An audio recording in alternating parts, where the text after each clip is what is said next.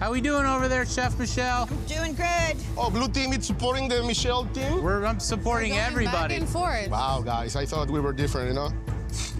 Katsuji is a master antagonist. Is it a gyro or a gyro, Michelle? He will mentally wear you down. Do you have another lime? I can't hear you. I only have one lime, so. I'm sorry, I can't hear you. It's fascinating how your inner self shows up in these moments. Chef's 15 minutes on the clock. Yes, chef. Where's his meat? He hasn't shown the meat yet. I'm very confused. Is he cooking anything? Where is your meat? No meat, I decided to go vegetarian. He didn't do the meat. He just pulled it so that she didn't get it. Did you take it just to take it from her? No, if you want it, you can grab it. Chef Michelle, if you want my steak, it's right there for you. There's 10 minutes. It takes 7 minutes to cook a perfectly cooked steak. Chef Katsuji is showing that he is the King Kong of trash talking.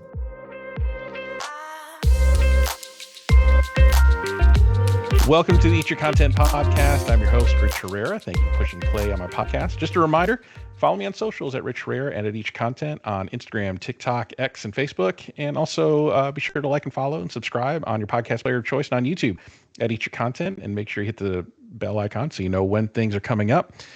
We are here with Top Chef Season 21 finalist, Chef Savannah Miller, and you're probably wondering, why is she back on? We're done with Top Chef. What are we doing here? Well, she has been kind enough to give me one more week to talk about the new show on NBC called Yes Chef, which is put on by the same production company as Top Chef, Magical Elves. And I got to tell you, it's a show. It's definitely a show that was made. What are your kind of initial thoughts upon first hearing the concept of this show and then watching through a few episodes? What were your initial thoughts of that? So I would say, I'm looking up a quote here because I don't really take a lot of notes, I'll say. I'm very much just like when I watch these and we do these recaps, I feel like I'm like, if it sticks out to me, if it's a dish, it's one thing, but like I'll remember it and it's important. I'm going to try to look this quote by the end of this podcast because I thought it was important. Okay. My first reaction, I will say, is I am immediately, I guess, understanding of the fact that like these cooking shows nowadays have to have a POV that's like, I think it's hard to like Top Chef for me, and I think a lot of people feel like fills this gap of like the culinary Olympics. And I don't want to sound like dramatic, but like when you start having these other shows and they're, maybe they're Halloween themed, or maybe they're in another country and they're doing this, or it's based off of like, what is it, like boiling point or pressure cooker or something, right? Like it's a social experiment and it's kind of like the real world. Everyone's got a gimmick now. I understand that it's like, okay, this is their POV. Like these chefs have a bad attitude or a problem, right? I guess I'm just a little surprised in general that like, they got here in the first place. Did they know? That was my first question. Like, was that a trick? Once that was kind of cleared up for me, I think it was a bigger question. I was like, so they signed up for it? Do you know what I mean? Yeah, to be like, roasted on TV. My first question was answered, and then I just had more, essentially. Yeah. So for those that don't know, Yes Chef is a cooking competition show on NBC. And the concept is that it aims to reform hot tempers, egos, and attitudes in the heat of the kitchen. So all these contestants, I think there's like 12 chefs on there that have some sort of toxic personality trait, whether they're perfectionists, whether they're control freaks, whether they have self-confidence issues, and they're all nominated to be on the show by friends, coworkers, and family members. And they're basically roasting them on TV. They're saying this person is horrible. They're a great person, good cook, but they're a horrible person once they get into the kitchen. And I wondered the same thing as you. Did they know, or did they surprise them? So I listened to a podcast where they had the producer on. They said, no, they fully know what's happening when they come on the show. We're not springing it on them. So the idea, though, is to rehabilitate these chefs, right? The toxic chef trope. So let's talk about this toxic chef trope for just a second, right? So Yeah. The stereotype out there in the world back in the day is that, you know, if you work in a kitchen, if you work as a chef, you're going to come across some really toxic behavior. And that's true. I mean, that's partly true. But I think we have moved past that now. And unless your name is Gordon Ramsay, you're not, you hope not to encounter that in the world today from a chef. And talking to chef friends here in Jacksonville, that's mainly the case. It's not that toxic work culture that we've seen glamorized in the past on shows like Hell's Kitchen, where that's kind of the point, right? And it's played up for entertainment, which I kind of stopped watching Hell's Kitchen after about 2 or 3 seasons because I was like, I can't. It's too much. So coming from your world, I mean, did you come across that in your time working your way up the ranks? And if you have, what's it like now versus then? So I can say, like, first off, definitely better now. I think most people would say that.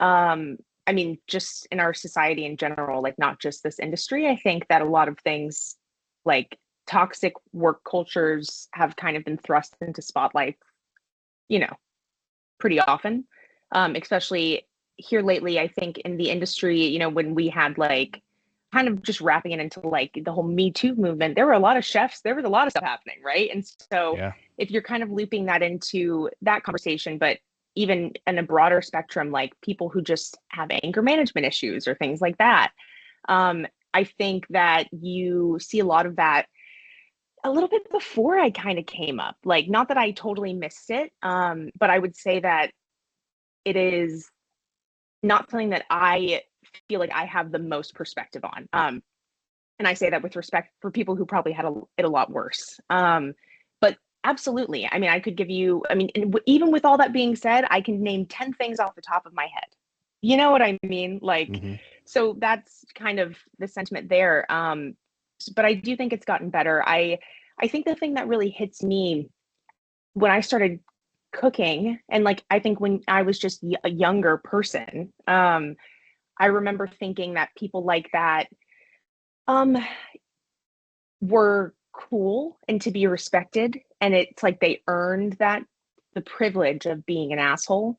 And I very quickly realized that, like, the first time I saw somebody who acted that way, but they weren't perfect. And I think that was like the weird reframe for me, was like, oh, they're acting this way because they never mess up. And like, you know, if I get to a point where I never mess up, then I can hold people to that standard, and I can be an asshole, and I can yell and I can scream. And then I saw them forget to place an order. And then then I saw them, you know, mess up on the line and fuck service, and they get more mad. And then I kind of like turn this light bulb on in my line cook brain, you know, 18, 19, that I think a lot of that is a defense mechanism. And thankfully, I've found a way to avoid a lot of those kitchens. And I mean, that's a choice. You know, sometimes you don't have a choice, but that was a choice. And I don't think they're as frequent now. But the thing that stands out to me about this show, with my history in kitchens and coming up, is that I come in here and we're gonna be like, this is what I do. I'm a dick. I'm this, right? Like I no one's allowed on my line. Like, I'm the last person, blah, blah, blah. I don't work well with others. Well, then that must be because you are so good on your own. That's how that is the energy that I want and that I need from you. Like, and I dare compare it to someone like Massimo, who, just to full circle, okay? Yeah. Like, I believe that not even comparable, please, you know, chef, if you're listening, there is no offense in that comment. What I mean is, like, the loud one, the silly one, the one that people are like, oh, Massimo, you know, he's in the kitchen, but like 9 out of 10 times that guy's gonna like execute. If Massimo was on this show, he would have been like boisterous and loud and like all this stuff, but I think they probably would have like sent everyone else home day one. Yeah. And so I just want the food to be better. Yeah, I mean, Massimo is cocky, but charmingly so. So in small doses, as we discussed before, in small doses, he's fun. But in a kitchen, it could be grating, and it could be one of those personality traits that he would find himself on a show like Yes Chef. But And I interviewed him last week. He's a great dude, and so I'm not saying this to be disrespectful or anything to him. He's fun. He's a fun hang, and he's fun to talk to. But what you're saying is true. If your personality is so dominant that you deserve to be on a show like Yes Chef, then you better bring it with the food. And I think in this first episode, it did not do that. It was a little rough to watch. So I want to talk about the format. So the format is supposedly they're trying to rehabilitate these people with really messed up personalities in the kitchen to be better people. But there's no component to do that in. You know what I'm saying? There's not like I don't know, they have their confessional interviews, but there's no therapist there to say, hey, let's talk about this challenge that you went through. There's no balance to that. It is really strictly about the food. And they put them in these challenges where these personality quirks and traits rear their head in the ugliest fashion. All of them are team-based challenges, right? With a captain, which is meant to get everybody annoyed with each other and things like that. And then you have the hosts. So I want to talk about the hosts. So the hosts and judges, and the only judges are Chef José Andrés and Martha Stewart. Both of them huge star power, and José Andrés, huge respect for the guy. He runs World Central Kitchen. He's used to coming into disasters and making sure people are fed, which is probably why he took this job, because it's a disaster and he needed to get in there and help some people. What do we think of the star power behind the host and judges in the episodes that we saw? I have, I think it makes sense. If I was like on the production team, I would be like, yeah, like we need to shake it up. Like give me, you want to take two. Kristen and Tom are not the same. That's why you put them together, right? And same with Gail. Like you have like these three different personalities and they work. And so it makes sense to me that you would put José Andrés with Martha Stewart. I think she makes more sense to me than he does. But I think they need, and I say this with the utmost respect to Mother Martha. Mother but Martha. I think I am in the South, okay? But in all seriousness, I think you need some legitimacy, and you need, I think there's a few moments, maybe I'm getting ahead of myself, it's not in the exact first episode, but like they'll be like, chefs, I have for you and Martha. Like even the contestants are, so I think that they need some legitimacy to it. So they bring in José Andrés, but yeah, I think for me as somebody, I'm trying to detach and watch this and enjoy it for what it is. But like, it's coming on, like I'm also watching Love Island. So if I just want drama, I'm going to be so honest, Rich. If I just want drama, I can watch Love Island every night except Wednesdays. And so I just think that like José Andrés is attached to all these serious topics that do a lot to really help people. And in my opinion, I'm not sure that this show actually was helping anybody. And I also don't think that like the food that they were putting up was super entertaining. So it did confuse me that he was attached to it, because I feel like, not that I see him as the serious chef, but like he, by his own standard of how he spends his time and what he puts his name on, it's a lot of very serious efforts in the sense of like food is community, and like this is how we build relationships, and everything about this show from what I've seen so far, right? It just doesn't, I'm not getting that kumbaya moment at the end. Like, right. I got to say that they probably picked José Andrés and Martha Stewart for people to tune in. Because you've never seen, I mean, you've seen them as guest judges on other shows, but you haven't seen them like as judges hosts on their own show. So I think there was the curiosity factor, but I don't know what slot this show was trying to fill, right? It was trying to be dramatic, and it was trying to be a cooking competition show, but it was trying to, I think, to be too many things at once and not really good at any of them. So, I mean, if you want a drama-filled kitchen, you got Hell's Kitchen, right? Mhm. And that's been going on for what, I don't know, a ton of seasons. So there's still an audience for that, of the hot-headed Gordon Ramsay just like screaming at chefs for during service And all night. you want to watch him yell because it's Gordon Ramsay, and That's because you're right. like, yell, tell them that chicken's raw. You know what I mean? Like, you know best. Yes, Sorry. exactly. No, you're right. And that's his brand right now on MasterChef Mhm. Juniors. MasterChef Junior with the kids, he's this cuddly teddy bear and just this heart of gold. It's an amazing dichotomy between the two. When he's on MasterChef with the adults and then MasterChef with the kids, and then on Hell's Kitchen where he's just kind of turned up to 11. But that's what people tune into. That's what you want to see, right? And then you have Top Chef, which you're talking about the Olympics of cooking competitions. Everything is high end, everything's professional. So I don't know if this show, Yes Chef, was trying to like needle that line in between the two.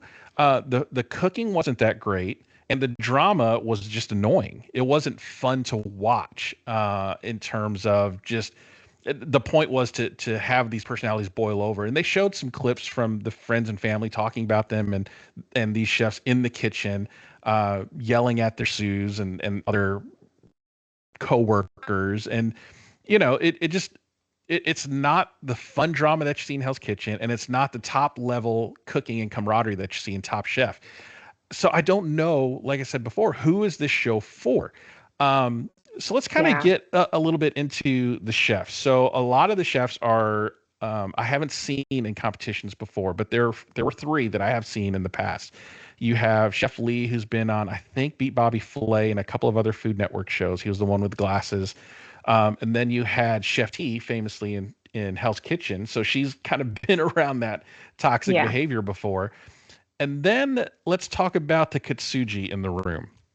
Rich, I just realized that because I've seen T in like, I didn't realize that till you just said it, because they look so familiar, and I've never really watched Hell's Kitchen, but I've seen memes with T in it before.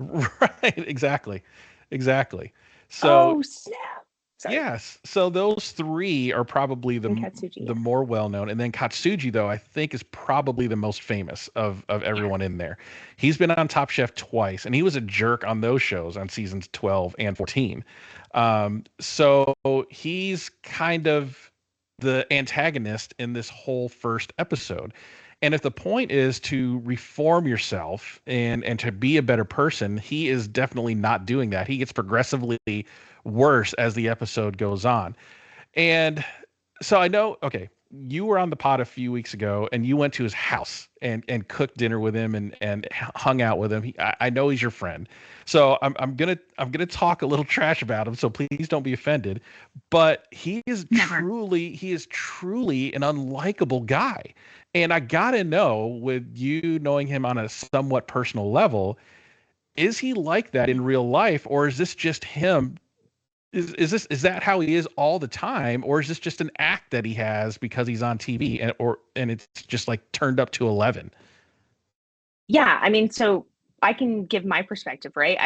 I don't know him very well, but we're kind of local. Like, he's right down the road, and we did have dinner the other night. He's been to the restaurant a few times. In my experience, I'm meeting him as somebody who's been on the show and like who we already have something in common. I found him to be a little bit like, I'm going to take you under my wing, but like very much similar to how he is in the show, right? Like, I would almost describe like the way that we interact, similar to the way that he would interact with some of the younger chefs on the show. Like, I think that he kind of has that air about him in general, and like confidence, ego, whatever it is. I think it is part of his genuine personality. And which I will say is kind of refreshing to see in a sense. Like, I think it would have messed with me more if I showed up and he was a completely different person. But like, just imagine turning that up 10 notches and putting a tie on. Yeah. And then you're on TV. So yeah, I mean, like I can give you an example. We're, making dinner and I'm like, he's like, you're gonna make the rice. And I'm like, all right, I'm gonna make, okay. And I'm like, and I'm trying to be like, what's the menu for tonight? Like, what are we eating, right? Like, are we seasoning the rice? Like, are we making sushi? Or whatever. And the way I make rice is I rinse it, and he's like, I don't like to rinse rice. Like, I don't. which is fine. There's some rices that I won't rinse, but like the rice that we were using, I normally would have. And so I was like, I'm just going to do what I would assume. And he comes in and he's like, you make the rice, no questions. Okay. The second I don't ask the question, it was like, what are you doing? Blah, blah, blah. And so it's just one of those things. I think it's a tricky eggshell situation. But like, it's like a lovable jerk in non-competition setting. Yeah. I appreciate it. I grew up with like my dad, a bunch of stepbrothers. My dad was in the military. I'm used to like saying something and someone just having like a line ready to go, and like going back and forth. I think if I was like at work and trying to like work, or if I was in a competition setting and I'm trying to like win and someone's just doing it to get under my skin, it's a totally different ballgame. Yeah. I mean, Chef T described Katsuji as a master antagonist, and he will mentally wear you down. And I feel like he did that to me during this first episode. Yeah. He was purposefully like in this show. He was a cap. So okay, so let's explain this first challenge. It's a team-based challenge. All the chefs were asked to submit a 4-course menu, and then Martha and Jose picked the best menus that they looked at and assigned those people as captains. So Katsuji was a captain of a team. And then they said, okay, start developing, a menu for your team to work on. So they start working on it, and then they throw the wrench in the challenge. The judge, or Martha and Jose, said, okay, captains, come forward. You can either continue working on the menu that you're working on, or you can stop what you're doing and cook the menu that you submitted to us. The other two captains like, no, we're in a good place. We're going to continue going with what we're doing. Katsuji's like, yeah, we're going to toss all that. We're going to cook my menu. So, I mean, just cranking up that unlikability, and then just comes to the chefs and then says, yeah, throw all this away. We're going to start over. I'll just teach you all how to do that. And then they're like, what are you doing? We're on this thing and we're doing this. And then he's like antagonizing everybody. Just a really unlikable dude. And I'm starting to follow him on social media because of the show. And I feel like that's just his brand now. It's just to be I don't think he's looking for any kind of redemptive arc in this show, based on this first episode. This is just who he is, and there's no redeeming him. I think that too, like something I'll point out is, the prize money is not, it's a decent prize. Like, it's the same as Top Chef, $250,000. I know.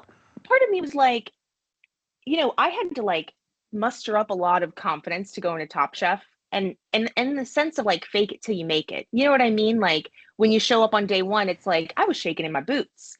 I'm really trying to like, all right, I'm going to put my best foot forward. In the same vein, I could have like acted in the other direction, and I could have gone on this show. You know what I mean? Maybe I should. I don't think so. You don't have it in you. You're too nice. Maybe I should have. I know I'm like a Ronnie. I'm like a mild Ronnie. But he was my favorite. But I do think that it's just the whole thing is just kind of interesting for someone like Katsuji, and maybe all of them, but like I feel more comfortable saying this because I like have met his family and they're wonderful. When you're like getting an opportunity and you have kids that are like somewhat grown and you're married and like you're pretty, it's different than like, I was like working at a job that I kind of liked, and like I got a call for Top Chef and I'm like 27 and I'm like, wow, like I don't have a lot of like things here. Like I have my fiance and like he's like more than happy to like let me go and do this opportunity, but like I don't have children. I'm not like owning a business.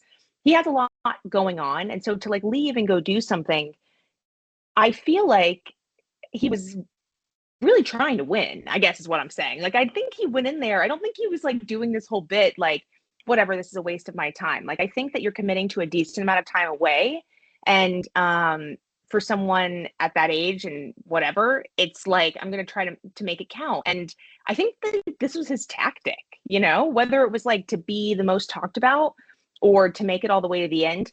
He definitely, I think, thought that like something about his personality or his food is going to get him there. So I don't know, what is this first episode is like very interesting to me, because I'm, as much as we're wondering what the point is, I'm also wondering what their tactics are. Yeah. You know? Yeah, and I kind of want to talk about how convoluted the elimination, the way they eliminate people. Like you could get eliminated and through no fault of your own. So here's what's happening in the challenges. So you have the team challenge, and then the team that wins is immune from being eliminated. And then Martha and Jose Andres chooses what they call an MVC, the most valuable chef. Then that person picks a person to cook against in a cook-off. Okay, first off, imagine that if you were in Top Chef, you win the elimination challenge, and then they pick somebody else to cook against to actually try to eliminate on Top Chef. That would make no sense, right? Why would you put up the best chef to cook in an elimination sudden death kind of thing? But that's neither here nor there. So the NBC, I'm glad you're explaining it again because I needed you to. Yeah, it's really confusing, right? I just didn't understand it. So the MVC is chosen by Martha and Jose. They pick somebody to cook against in this like sudden death cook-off. So it's those two people. So the MVC picks somebody. If the MVC, the most valuable chef, wins, the person they pick to cook against goes home. If the person they cooked against wins, then they pick who gets to go home among the other chefs that weren't in this cook-off challenge. And I'm like, what is happening? All right, so in this first challenge here, there was 3 teams. Katsuji's team Katsuji's team loses. It was another chef's team that won. I don't even remember the names. I didn't even invest myself enough to remember half of these people's names. It's too confusing. It's really confusing. So there's 3 teams. One, Katsuji's team loses, and then another team loses. I think it was like blue, orange, and I don't know, green. So the orange team wins, and then they named that captain MVC. So now we get into the reality TV tropes of deal making, right? Let's make an alliance. So her and Katsuji make this alliance. All right, I'm going to pick you to cook against, and if you win, and the Katsuji says, and if I win, then I'll let you pick who you want to go home or something. So you have these backroom deals like Survivor, right? So now we're kind of in that type of. It's so convoluted. So I'm like, if you guys spent half this time working on like mother sauces and pasta recipes, we'd be golden. You know what I mean? Like, right? Like if you concentrate all this effort on the actual cooking, I do want to talk about one dish real quick before we get into this whole elimination thing. That lobster gazpacho was just sad. Do you remember Chef? I forgot what her name was. Okay, so I am like 7 episodes in now, and I feel like it's like Top Chef. I don't remember the first episode very much. I'm gonna have to jog my memory. Lobster gazpacho. Yeah, so Chef, I think it was Chef Patrina was her name. She tried to make a lobster gazpacho, and she had it in this bowl, and she was straining the gazpacho, so it was just a bowl of liquid in there. There was no gazpacho. It was just a bowl of like liquid, and then she tries to put like cream in it, and it looks a mess. And then she is just treating this lobster horribly, and then lines the bowl with lobster pieces. So it's kind of a big bowl with one of those shallow, bowls in the middle. You know what I'm talking about? It's like a plate bowl type of thing. So on the outer edge of the bowl, she puts her lobster pieces, and it just looks horrible. So what should have happened is she should have been up to cook for her life. And she actually wanted to. She wanted to go, and she was saying, pick me. I messed up on this gazpacho. Let me try to redeem myself and show you what kind of cook I am. But because of this backroom deal that Katsuji and this other person made, they end up cooking against each other. And then Katsuji wins that cook-off. So he tries to play it off like you need to choose who to go home. I'm not going to choose. And then so he comes off as a liar. And he even said to himself, or even said in his confessional, that he was lying to her about who was going to eliminate. I mean, it was just this. It was a lot, Savannah, it was horrible. I think if they're gonna what I wanted more of is, I think that they left like the boundaries. It was too broad, and like in terms of like what they let the chef testants do, in my opinion, if we're gonna lean into if we're gonna allow them to steal eggs Sorry, I'm getting ahead of myself. No, it's fine. Yeah, Sorry, okay. yeah. The next episode, Katsuji's stealing all the eggs. Like, what are you doing? And it's like, technically, it's one of those things where it's like, technically, is that allowed? Sure. But like, this is all these conversations like off camera, and like the type of people you bring in, and like, the aesthetic and the vibe that you're trying to create on set, and like what the way you want people to feel when they watch the show is like all of part of that conversation. And why, like, you have so many people that are in a production that make a TV show that have to communicate, right? And so like, I almost just feel like that type of behavior mixed with these conversations during, judges table, I don't know what to call it, right? Like, right.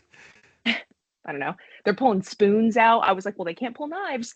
But like, it seems sometimes like there is a miscommunication. Not everyone's just not playing the same way. And I would just prefer if, when they are eliminating people, if there was a more structured sense. And I don't care if they do this weird, you cook, and then you choose whatever. I just want the contestants to kind of be on the same page as like, we're getting rid of the best person. Like, that is what we're doing. Like, and I want it to be like a dog eat dog world, because like, in the few episodes that I've seen, I feel like what's frustrating me the most is that we're comparing people with different problems. So like, who's to say that like this person's getting better at their toxic trait more so than this person's getting better at their toxic trait? And in reality, it's kind of not really it doesn't really matter if you do or not. Can you hide it long enough and just make good enough food and pretend like, that is kind of a wash. And then you get to the end and it's like, I just feel like I'm confused on all aspects. Like, there's just things that aren't matching up. Yeah. Yeah. So you're going to still be eliminated based on the food and not on how well you have navigated your toxic trait and become a better person. So it's not like they're even putting that into consideration. There's some commentary about it, and there's some Chef José will say, I saw where you were kind of losing control, but you're not judged on that. You're judged on the food. And if that's the case, then the food needs to be stellar, and it just wasn't in this first episode. But it's kind of a lot of money. Yeah. I mean, you're giving them the same amount of money as a Top Chef winner, and I'm personally offended by that, because it's not the same level of cookery that we're seeing on Top Chef. But on the other hand, you're not getting a food and wine article. You're not getting a feature on the food and wine, festival in Colorado. If you're throwing pots and pans, and if you can't wake up and deal with your demons before you put your shoes on and walk through the door, then you don't deserve to. Right. And that's how I feel. So it's like one of those things where it's like, and then I don't even care about the food. You could have made the worst dish ever, but if you're just like not a jerk, I want you to win. Like, then I'm just conflicted watching the show, and I feel like I'm confused about everything, and I'm confused about how I feel, and like, I just feel like I just get frustrated that it's almost just like we're highlighting and we're giving a stage to like these behaviors that like, I don't necessarily think, it's like whenever something tragic happens in the news, we honor the victims. We don't necessarily go out of our way to make sure that the suspect, whatever his name, is in the news, because it's like they're not going to get their time. Like, we're going to honor the people that deserve it. I just feel like that's such a bad comparison. Sorry. I'm like, no. I'm literally, that's like really out there. But I just mean, like, I don't know why we're spending time like honoring this behavior. If we're going to have chefs that like act in like some of these ways, they're not all like toxic traits that necessarily like bleed into other people's lives as heavily as some of them. But like, if we're going to give them this time and space and let them just continue to do it and not really change, then I would much prefer a show where we just watch them get like, kind of tore up. Like, I would much rather watch a show where someone's walking in and just like giving them the book. Like, Gordon Ramsay walks in all of a sudden, it's like, you thought you were on Yes Chef? Just kidding. Like, you're going to chef boot camp. And then like, you know what I'm saying? Yeah. I want something that they seem a little bit more like their only torture is like being around each other right now. And I don't necessarily think that like that is going to be enough to make a difference. Yeah, so the question becomes, is the show trying to reform chefs, or are they just highlighting these flaws for drama? And do you think any character can transform under this format? I mean, we're talking mainly about the first episode, but we both have kind of binge watched it to see where it's going. And I just don't see it. I think some come to kind of like this self-realization moment, like, oh my God, I'm a jerk, and this challenge kind of showed me that. But what's your opinion on that? Are they really trying to reform chefs, or are we exploiting these character traits for drama? And can anyone really transform themselves post show after going through this and become a better person after the fact? No, my hot take is that we are exploiting people for drama, which is technically, if you are a creator of this show, then good job. Like, you did your job. You know what I mean? Like, that's what it is. And I think I genuinely, there's a part of me that feels bad, like, for people who sign up for something like this, because I don't think there's a lot of longevity to it, in the sense of, I think that people want to like root for people, and they want to, if they're investing their time into something, you have like villains that you love, but you don't like root for them and like check up and see what they're doing and stuff. Like, you almost, people like Katsuji's getting a ton of DMs. I'm sure he posts about it all the time, right? But it's like, they're mean. They're pretty aggressive. And I just think no one's really trying to reform anybody. It's not really fantastic. I guess part of me is wondering if the star power or the time on TV is beneficial, and if there's a give and take there, and if it all balances out in the end. I don't really know if it will, and I don't necessarily think that their goal is to like promote these people too, right? Yeah. I mean, I don't know. I mean, just watching, I've watched all 8 episodes so far that they've offered, and the judges, if the point is to reform the chefs, Martha and Jose aren't really doing that. They're more spectators and narrators than I think actual judges and helpers of them navigating this headspace of where these chefs are. I find the show very exploitive. And I kind of in the same way as Hell's Kitchen. I feel like Hell's Kitchen is somewhat exploitive, and most of the reason why I kind of stopped watching it. It's very exploitive to the chefs that are on the show, and highlighting all these toxic behaviors that we as a society were trying to get past.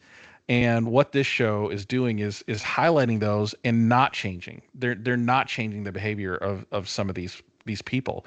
And in fact, they're somewhat glamorizing it. Like, we talked a lot about Katsuji almost the entire episode here, not just because he was on Top Chef before, but he's leaning into that bad behavior. And in this first episode, he pulls the meat, the steak that the other chef wanted to cook, and then ends up doing a vegetarian dish just out of spite.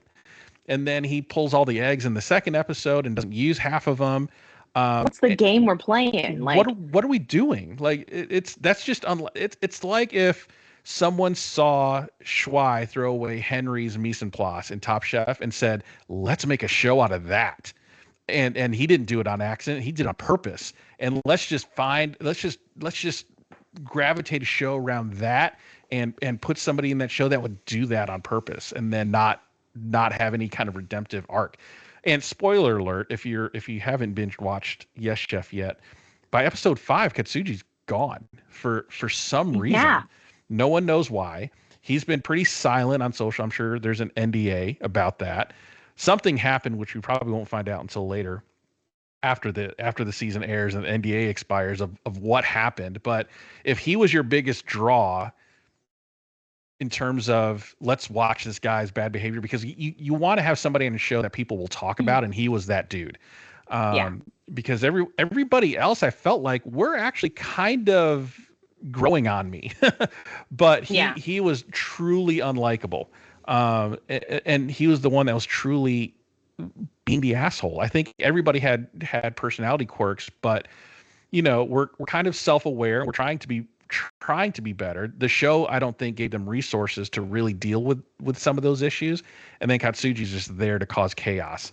And then he's gone by episode 5. And then the show Yeah, so episode 5, he's gone, Yeah. and then 6 through 8, it's just basically a normal cooking show at this point with your normal kind of like somewhat drama, but nowhere near the level of what he was doing. So then, what's the show becoming? Then it's just another cooking competition show. That's not as well produced as Top Chef. So again, it's just, who is the show for? So if I'm giving my final review of the show, I would say skip it. I predict that this is going to go one season and that's it. I don't think this is going to go. This is not going to have the longevity of a Hell's Kitchen. This is not going to have the longevity of a Top Chef. Magical Elves, I'm not for sure what they were thinking here in terms of trying to thread this needle between Top Chef and Hell's Kitchen, which I like comparing those two because I feel like they're two diametrically opposite spectrums of cooking of this type of cooking competition, right? You have Top Chef that's more like kind of Great British Bake Off. There's a lot of camaraderie, a lot of friendly competition. Then you have Hell's Kitchen where they're just like screaming and yelling at each other. So two diametrically opposed views, both very successful in what they do. And then you have Yes Chef that's trying to be this middle ground and it's just not working. You ever go to a restaurant and you don't know what you don't know like what their POV is? Yeah, like what are you doing? Like, yeah, like, like the waiter's in like a tie, but there's like utensils and like a brown paper napkin. You know what I mean? It just doesn't make sense. Like you're looking around and you're like, what am I supposed to feel? Like that's, I think I completely agree with your closing statement. I'm not really, I binged it because I knew we were going to talk about it. And, at a certain point I felt like a little bit of a connection to some of these people, but like, I haven't watched the final episode and I don't know if I will. Yeah, I don't know if I'm going to either. I initially didn't make it past the first episode and I thought, well, we're going to talk about it, so I should watch it as part of the journey. But if you're hoping for a season recap of Yes Chef, we're not going to deliver this to you guys, to you listeners. I'm sorry, but for my own sanity, I can't because I like things a little bit fun and uplifting, and this show just was not. It was really, I was second screening it. It was a chore to get through.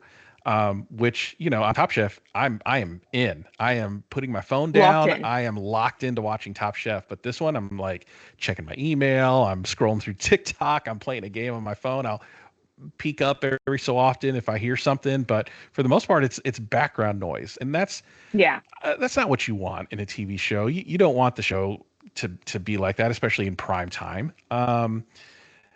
So yeah, I would say skip it. What's your final verdict on this? My final verdict, I found my quote, okay? And that I think I can end with my quote, right? This will be my final thoughts. I pretty much agree with everything you said. This message, I read this in a completely different context whenever I was reading this, but I think it is resonating with me as something like, I feel like we're being pretty critical, right? Like we're kind of like, I don't like this show. And so I just wanted to say at the end that criticism doesn't mean failure. And I guess I'm talking to like production, okay? Right. Criticism doesn't mean failure. It means you made something worth reacting to. That's true. I guess the Which opposite is how I feel about this show.